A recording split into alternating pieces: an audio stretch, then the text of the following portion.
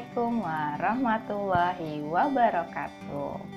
Apa kabar kalian semua? Ibu harap kalian dalam keadaan sehat dan selalu dalam lindungan Allah Subhanahu wa taala. Amin. Kembali lagi dengan Bu As di mata pelajaran ekonomi. Kalau minggu lalu kita sudah membahas tentang jenis-jenis pajak, sistem pemungutan pajak di Indonesia, lalu alur administrasi perpajakan di Indonesia, objek dan cara pengenaan pajak, serta tantangan pajak yang ada di Indonesia. Kali ini kita akan lebih spesifik lagi. Kita akan membahas jenis pajak yaitu PPh dan PBB. Nah, sebelum ke materi pembelajaran, kita simak dulu apa tujuan pembelajaran kita setelah kalian menyaksikan tayangan video ini. Tujuan yang pertama adalah 1. Kalian mampu menjelaskan pengertian, dasar hukum, objek, subjek, dan jenis pajak penghasilan. Yang kedua, kalian mampu menghitung pajak penghasilan pasal 21. Yang ketiga, kalian mampu menjelaskan pengertian objek bumi dan bangunan, subjek PBB, dan dasar hukum PBB. Yang terakhir, kalian mampu menghitung pajak bumi dan bangunan. Nah, itu tadi tujuan pembelajaran kita. Sekarang kita simak materi pembelajaran kita hari ini.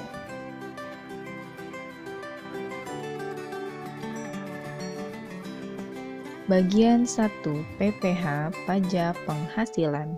Di sini kita akan membahas mengenai pengertian PPh, lalu dasar hukum PPh, objek PPh, subjek PPh, dan jenis PPh.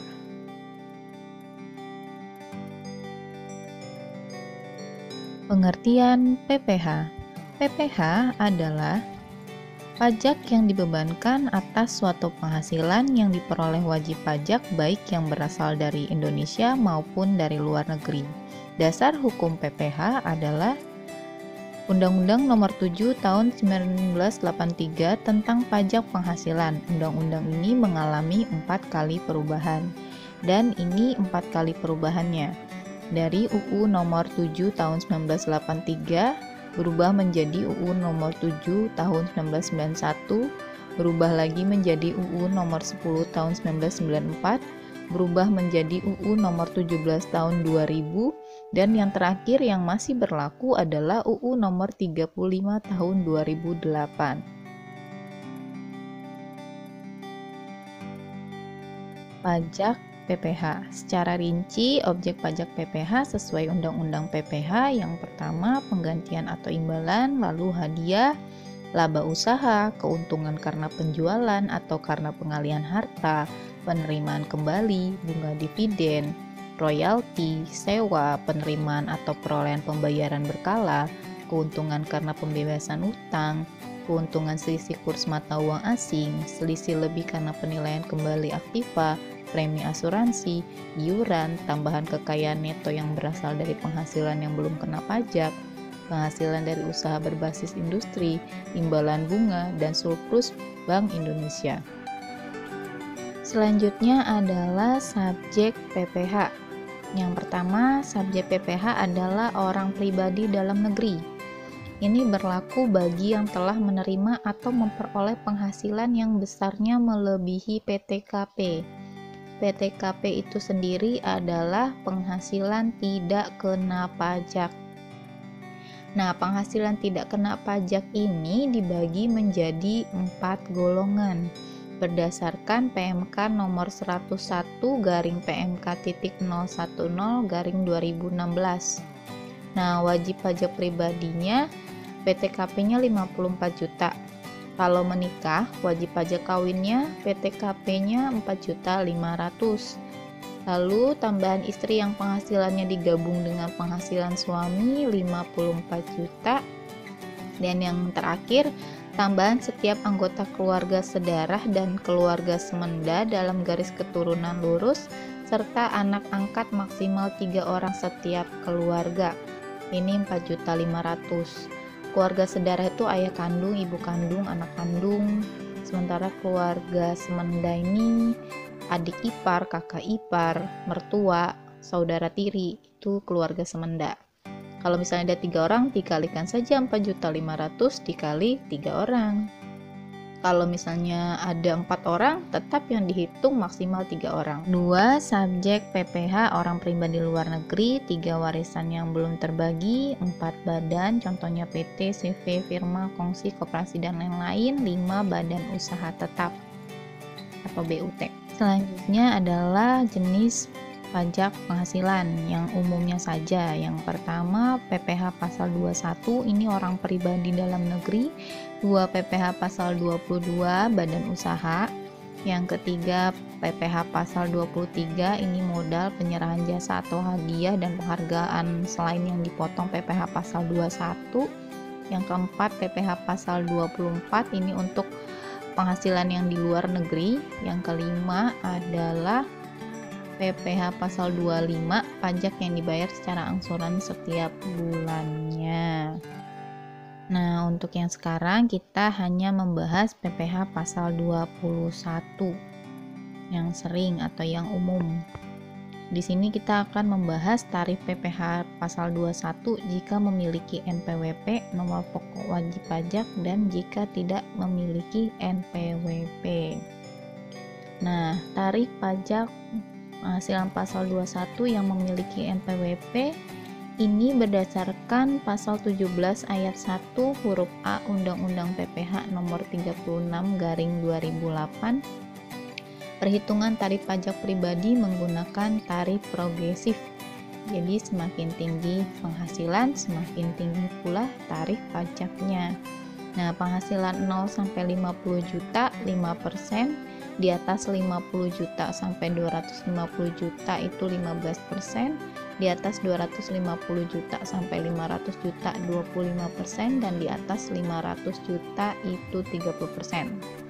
Tarif PPh pasal 21 tanpa NPWP ini tarifnya yang dikenakan 20% lebih tinggi dari tarif yang ditetapkan terhadap yang memiliki NPWP.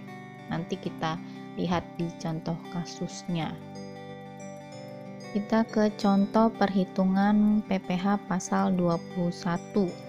Ini ada dasar pengenaan pajaknya dan contoh kasus 1, 2, 3. Dasar pengenaan pajaknya adalah penghasilan kena pajak. Yang pertama berlaku PKP jika penghasilan neto dikurang PTKP untuk pegawai tetap dengan penerima pensiun berkala. Yang kedua berlaku PKP, penghasilan bruto dikurang PTKP jika pegawainya tidak tetap yang penghasilnya dibayar bulanan atau penghasilan kumulatif sebulannya melebihi 4.500.000. Yang ketiga berlaku PKP 50% dari penghasilan bruto dikurang PTKP per bulan jika bukan pegawai yang menerima penghasilan berkesinambungan baik tenaga ahli maupun bukan. Selanjutnya adalah perhitungan PPh pasal 21 pegawai tetap. Secara teknisnya gaji pokok ditambah tunjangan, iuran itu hasilnya jadi penghasilan bruto per bulan. Lalu dikurangi biaya jabatan 5%, iuran dana pensiun JHT, THT yang dibayar karyawan, ini menjadi penghasilan neto per bulan. Lalu kita setahunkan menjadi dikali 12, itu menjadi penghasilan neto setahun. Lalu dikurang PTKP, penghasilan tidak kena pajaknya, apakah dia menikah atau sendiri atau punya anak. Setelah dikurangi menjadi penghasilan kena pajak. Setelah itu kita lihat penghasilannya, kita lihat tarifnya tadi, dikalikan tarif, jadilah pajak terutang setahun. Kalau mau tahu pajak terutang per bulannya, tinggal dibagi 12. Tuh. Nah, ini contohnya. Yang pertama adalah Fadli pada tahun 2020 memperoleh gaji sebulan sebesar 10 juta dan membayar iuran pensiun yang ditanggung sendiri sebesar 500.000. Fadli telah menikah dan memiliki 3 orang anak. Fadli memiliki NPWP. Ingat tarifnya tadi ya. yang berdasar. Nah, ini cara perhitungannya. Dia tidak punya tunjangan yang lain, berarti gaji pokoknya 10 juta, jadi penghasilan brutonya 10 juta. Dikurang biaya jabatan, ini 5% dari bruto, penghasilan bruto, 5% kali 10 juta, jadi 500.000. Dikurang iuran pensiun yang dia bayar sendiri, 500.000. Jadinya totalnya 1 juta, dikurang penghasilan bruto, jadinya 9 juta. Nah, 9 juta ini penghasilan per bulan. Kita setahunkan dikali 12 menjadi 108 juta. Nah, setelah selesai kita kurang PTKP. PTKP sendirinya kita lihat tadi 54 juta. Lalu dia menikah tidak? Ternyata dia menikah, berarti ada tambahan 4.500.000. Lalu kita lihat lagi dia punya anak 3, berarti 4.500.000 kita kalikan 3 menjadi 13.500.000. Nah, PTKP-nya kita jumlahkan, totalnya 72 juta. Nah, penghasilan neto setahun dikurang dengan PTKP menghasilkan penghasilan kena pajaknya 36 juta. Kita lihat 36 juta masuk range yang mana gitu, yang melalui tarifnya waktu itu. Yang 0 sampai 50 juta itu tarifnya 5%, berarti kita kalikan 36 juta dikali 5%, ini pajak terutang dia 1.800.000 setahun. Kalau mau tahu pajak terutang per bulannya tinggal dibagi 12, 150.000, seperti itu. Kita coba ke contoh kasus yang kedua. Pak Rio memiliki penghasilan kena pajak PKP sebesar 400 juta dan Pak Rio memiliki NPWP. Ingat tarifnya ini Ibu munculkan lagi 0 sampai 50 juta 5%. Nah, ini penyelesaiannya. PPh terhutang yang harus dipotong wajib pajak yang memiliki NPWP adalah yang pertama 5% dulu, 50 juta. 50 juta itu dari mana? Dari 50 juta dikurangi 0, kanan ke kiri. Ini 50 juta dikali 5% hasilnya 2.500.000. Selanjutnya sisanya kita naik lagi ke atasnya. Bu, itu 200 juta dari mana? 200 juta itu dari 250 juta dikurang 50 juta. Hasilnya 200 juta. Nah, ini dikalikan 15%, hasilnya 30 juta. Nah, 50 juta ditambah 200 juta hasilnya 2,5, sementara PKP-nya 400 juta. Sisanya di tarif atasnya lagi. 150 juta dikali 25%, hasilnya 37.500.000. Di total PPh terhutang setahunnya adalah 70 juta. Selanjutnya contoh kasus yang ketiga. Pak Dava memiliki penghasilan kena pajak sebesar 95 juta dan Pak Dava tidak memiliki NPWP. Ini Ibu tampilkan lagi tarifnya. Nah, PPh terhutang yang tidak memiliki NPWP adalah, kita lihat dulu 50 juta kan, kita lihat tarif yang pertama dulu. Jadi 5% dikali 120%. 120% itu dari mana? 100 ditambah 20% lebih tinggi kan.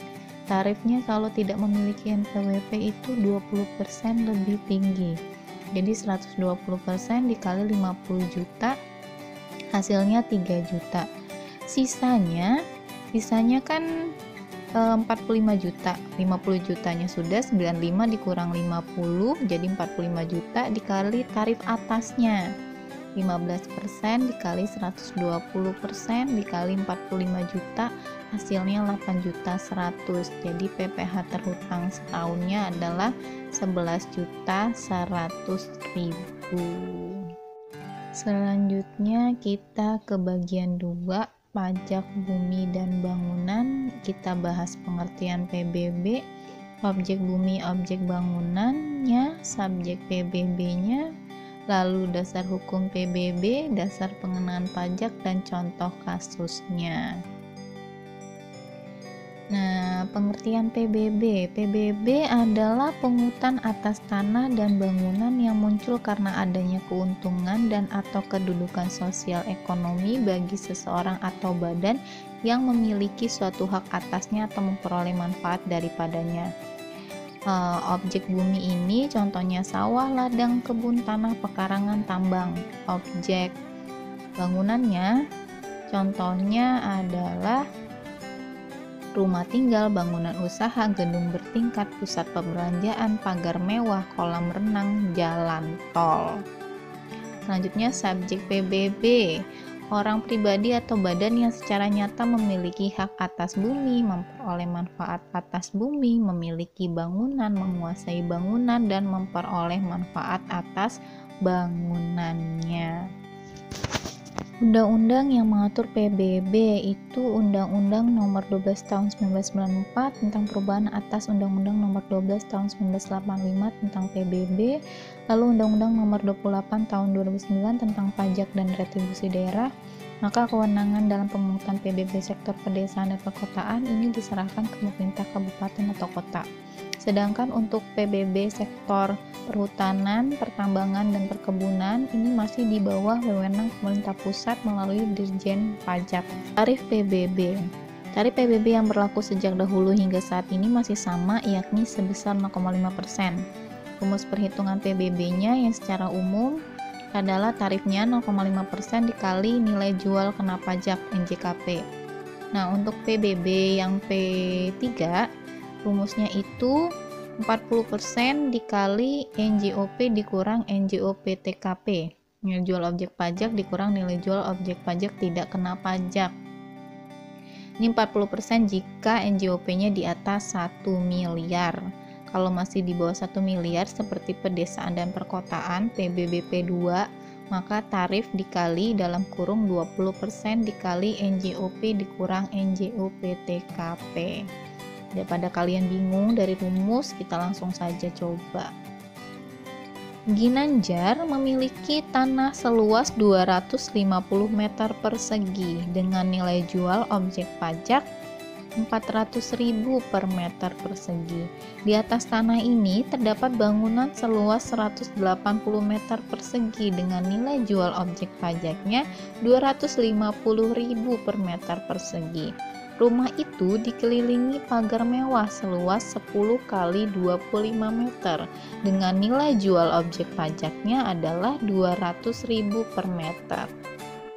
PBB bangunan terutang dari Ginanjar untuk 1 tahun jika diketahui nilai jual objek pajak tidak kena pajaknya 12 juta adalah sebagai berikut. NJOP tanah 250 kali 400.000 jadi 100 juta. Lalu NJOP bangunannya 180 kali 250.000 jadi 45 juta. NJOP pagarnya 250 dari 10 kali 25 dikali 200.000 jadi 50 juta.